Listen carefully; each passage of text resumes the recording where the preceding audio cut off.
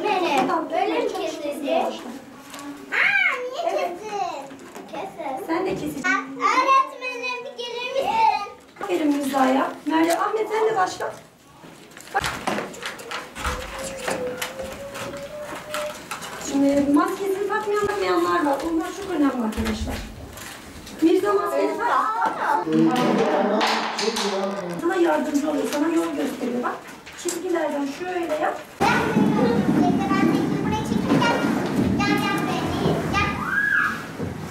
Büşra sen de atabilecek misin? Bir de Hüsnü var. Maskeni tak Mirza.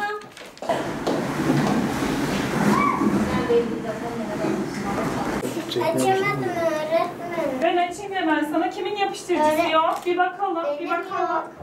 Al tatlım, bunu tut bunu. O benim. Bir şey yok. Başladı.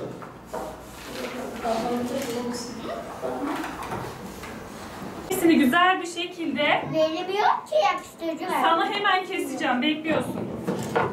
Kendi zevkinize göre yapıştırabilirsiniz. Al bakalım. Bak. Bitti mi? B'nin noktasını da yap. B'lerin biraz B olmaktan çıkmış. Bak bu güzel olmuş. Bu ikisi olmamış. Herkes eski yerine otursun. Ezan mısın mı? Evet. Benim bir elimde kaçmış gibi. Ne?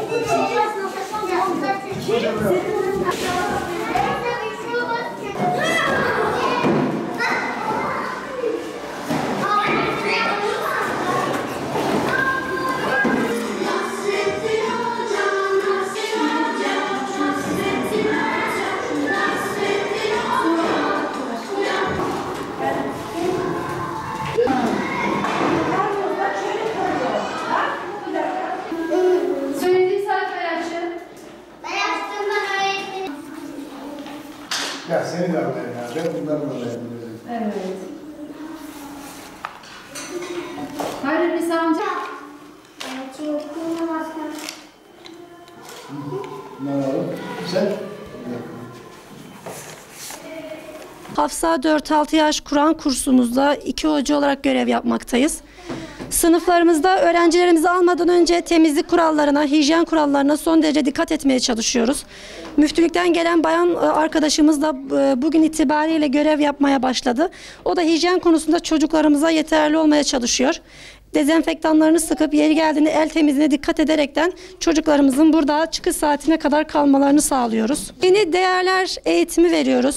Ayrıca Kur'an-ı Kerim öğretimine önemli üzerinde durmaya çalışıyoruz. Onun dışında çocuklarımıza biz bu işi yaparken mutlaka ve mutlaka hem sevdirerek hem de çocukların bir şeyi sevmesi için mutlaka araya oyun katarak bunun üzerinde özellikle durmaya çalışıyoruz. Çünkü şuna çok iyi inanıyoruz ki çocuklar oyunla bir şeyleri daha iyi öğreniyorlar. Biz de öğreteceğimiz bilgileri oyunlaştırarak şarkı tarzında, oyun tarzında öğrencilerimize anlatmaya ve öğretmeye çalışıyoruz. Şu an için çok güzel sonuçlar almaya çalışıyoruz. Çocuklar çok severek geliyorlar. Zaten başarıyı sağlamak için sevgi olması gerektiğine inanıyoruz ki çocuklarımız burayı hafta sonları dahi heyecanla bekleyerek gelmek istiyorlar. Heyecanlanıyorlar buraya o kursun açılmasını beklemek için. Bu şekilde Ravza Kur'an kursu 4-6 yaş grubu öğreticisiyim. Burada çocuklarımıza dini sevdirerek, Peygamber Efendimizin ahlakını sevdirerek bir şeyler yapmaya çalışıyoruz. Hijyen kurallarımız dikkatli. Çocukları o sayıya göre alıyoruz.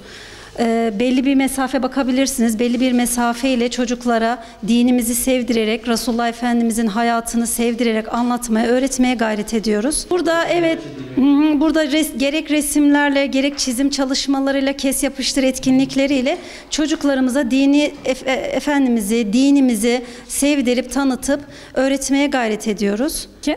Ömerül Faruk Camisi'ne bağlı Hazreti Hafsa 4-6 yaş Kur'an kursu öğreticisiyim. Evet hocam, önceliğimiz burada çocuklara değerler eğitimini vermek. Yani burada çocuk mesela namaz kılmayı, işte oruç tutmayı, yani bunları zaten çocuğa hiçbir şekilde farz değil bu. Önceliğimiz bunların sevgisini çocuğa vermek, aşılamak. En başta buna önem veriyoruz. Nazife Can Polat kursunda görev almaktayım. Çocuklarımıza mesafe ve hijyen kurallarına uyarak ders vermeye çalışıyoruz. Çocuklara özellikle Allah sevgisi, peygamber sevgisi vermeye açılıyoruz inşallah. İnşallah Çocukların bu azmi ve başarısı olduğu sürece çok güzel yerlere geleceğine inanıyoruz. İnşallah Adıyaman'da bu sınıflar daha da artar, daha da güzel sınıflar açılır, daha da güzel yerlere gelir inşallah çocuklar. Amacımız çocuklara Allah sevgisini, peygamber sevgisini aşılamak. İnşallah istediğimiz değerleri verir ve ileride çok güzel bir nesil yetiştirmiş oluruz. Çocuklarımızı sıkmadan hem oyun oynatarak hem eğlendirerek elifbayı öğretmeye çalışıyoruz. Hem sıkılmıyor çocuklar, oyun alanımız da var. Göründüğü üzere çocuklar hiç sıkılmadan eğleniyor ve aileleri de rahat bir şekilde bize güvenilir bir şekilde emanet edebiliyorlar.